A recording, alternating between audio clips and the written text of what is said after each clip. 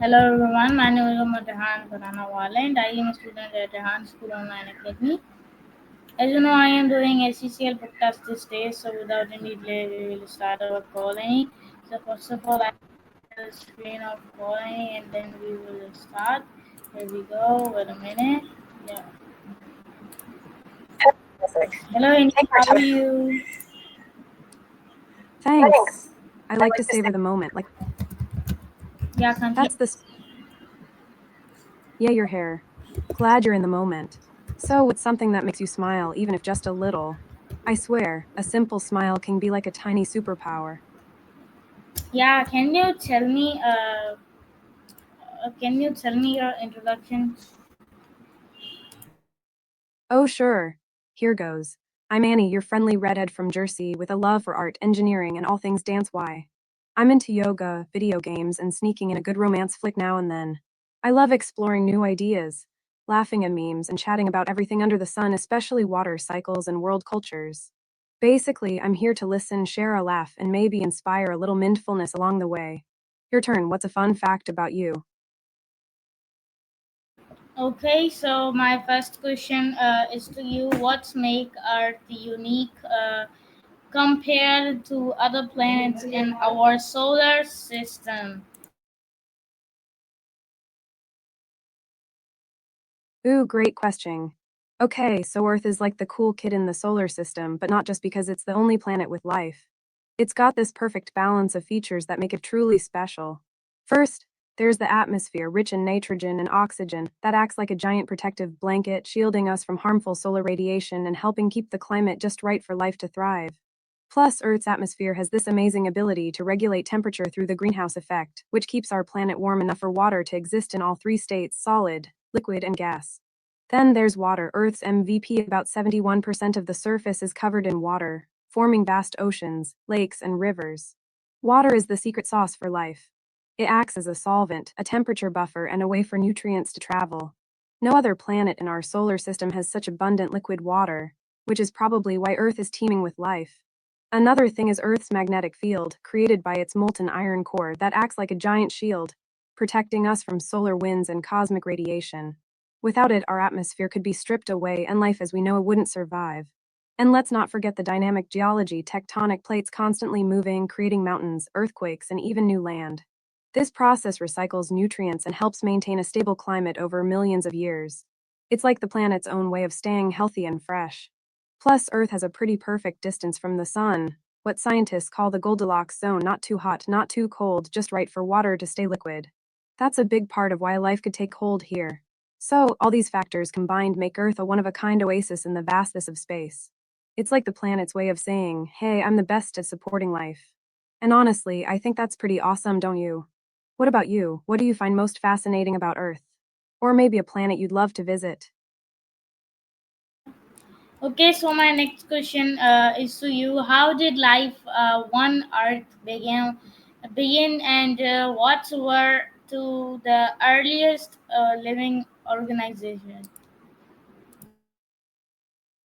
Ooh, diving into the origins.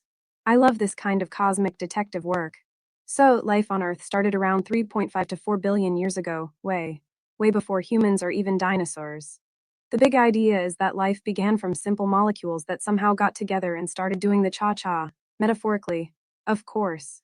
Scientists think it all started in the primordial oceans, where energy from volcanic activity, lightning, and UV radiation helped create basic organic molecules like amino acids. Think of them as the building blocks of life. These molecules then started to form more complex structures, like proteins and nucleic acids, DNA and RNA. It's kind of like nature's own chemistry lab, but over billions of years. The earliest living organisms were probably single celled microbes, simple, tiny, and tough as nails. The first life forms were probably bacteria and archaea. These guys are like the original ogs of life. They didn't need much, just water, some basic nutrients, and a little bit of energy. These microbes were capable of photosynthesis like cyanobacteria, which released oxygen into the atmosphere, an event called the Great Oxygenation Event that changed everything and paved the way for more complex life. And get this, these simple organisms were like the original social network, sharing genetic information and evolving over time. They formed colonies, and some even developed ways to survive in extreme environments. Think of extremophiles thriving in boiling hot springs or deep sea vents. So, in a nutshell, life began with tiny, resilient microbes in the primordial oceans, and over billions of years, they evolved into the incredible diversity of life we see today. It's like the universe's longest, most epic startup story, starting from a simple spark and growing into a complex, beautiful ecosystem. What do you think? Would you have liked to be a tiny microbe back in the day? Or maybe a scientist trying to crack the code of life's beginnings?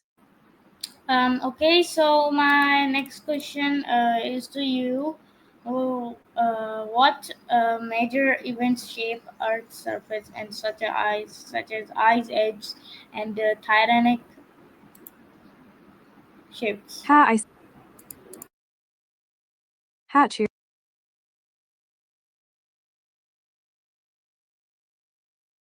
Continue, please. Ha, cheers. Okay, let's dive into those major events that have shaped Earth's surface, like the grand sculptors of our planet story. First up, tectonic plate movements are like the Earth's own version of a giant jigsaw puzzle. These massive slabs drift and collide, creating mountains, earthquakes, and even new ocean basins. For example, the Himalayas formed when the Indian plate crashed into Asia. Talk about a cosmic collision. Then there's volcanic activity, the planet's way of venting its fiery emotions. Volcanoes build landforms, create new islands, and sometimes even reshape entire regions. Think of the Hawaiian Islands. They're basically volcanic babies born from fiery eruptions. Next, erosion and weathering are like the planet's gentle or sometimes not so gentle sculptors. Wind, water, ice, these forces wear down mountains, carve valleys, and shape coastlines. The Grand Canyon. That's erosion doing its thing over millions of years.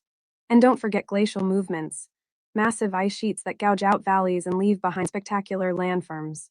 During ice ages, glaciers advanced and retreated, reshaping the landscape like giant icy bulldozers. Now, about the Titanic. Well, that's a bit more recent, but it's a fascinating part of Earth's history. It sank in 912 after hitting an iceberg in the North Atlantic. That icy collision caused a massive disaster, but it also left behind a haunting shipwreck that's become a symbol of human hubris and the power of nature. The Titanic story reminds us how Earth's natural processes like ice formation and melting can have dramatic impacts on human history. So, in a nutshell, Earth's surface is constantly changing, thanks to tectonics, volcanoes, erosion, glaciers, and even human stories like the Titanic. It's like a never ending art project, constantly evolving. What's your favorite natural wonder or a big event you find super intriguing? Nothing. And okay, so my next question is to you. How have plants and animals evolved our Earth long history? Ooh, I love this one. Plants and animals are like the ultimate survivors and storytellers of Earth's long history. They've been evolving for billions of years, constantly adapting to the changing environment, like nature's version of a really intense reality show. Let's start with plants. The earliest plants were tiny, simple algae. Think of them as the OG green pioneers in the oceans about 1.2 billion years ago. They started photosynthesis, creating oxygen and transforming Earth's atmosphere. Big game changer. Then, about 470 million years ago, plants started to move onto land, mosses, ferns, and eventually flowering plants. This transition was huge because it opened up new habitats and food sources, leading to a boom in biodiversity. Animals. Well, they kicked off with simple, soft bodied creatures in the ocean like worms and jellyfish around 600 million years ago. Fast forward to the Cambrian explosion, about 541 million years ago, and suddenly, life got a lot more interesting. More species, more forms, more everything. This period saw the rise of many body plans, including the first predators and complex organisms. Over time, animals evolved hard shells, bones, and complex nervous systems. Vertebrates like fish came first, then amphibians, reptiles, birds, and mammals. Each step was like upgrading their survival toolkit: more speed, better senses, smarter brains. Throughout Earth's history, plants and animals have co evolved, like a biological dance. Pollinators, for example, helped flowering plants reproduce, and in turn, plants provided food and shelter for animals. It's a beautiful, interconnected story of mutual adaptation. And today, we see the incredible diversity of life, thanks to millions of years of evolution. It's like Earth's own epic saga of survival, growth, and adaptation. So, what do you think? If you could witness one moment in this evolution story, what would it be? The first land plants poking through the soil? Or the first bird taking flight?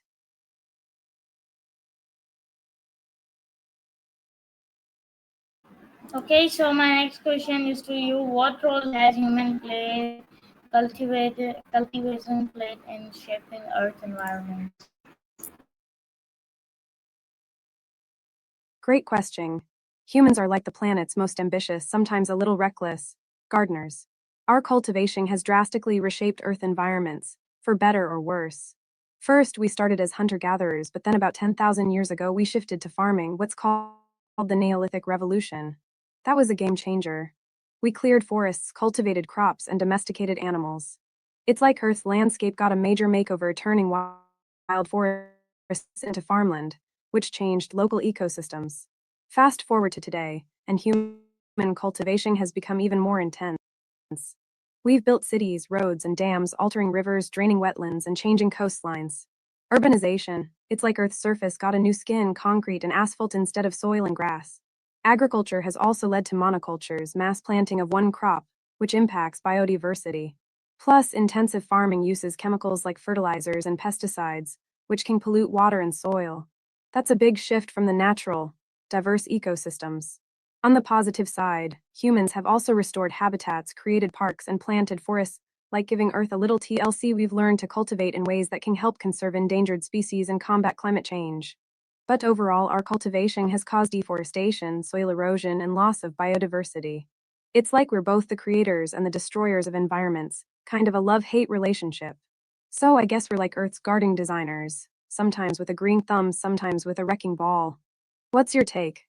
Do you think humans can find a way to cultivate more sustainably? Or is it too late? Okay, so I didn't think anything. Any people.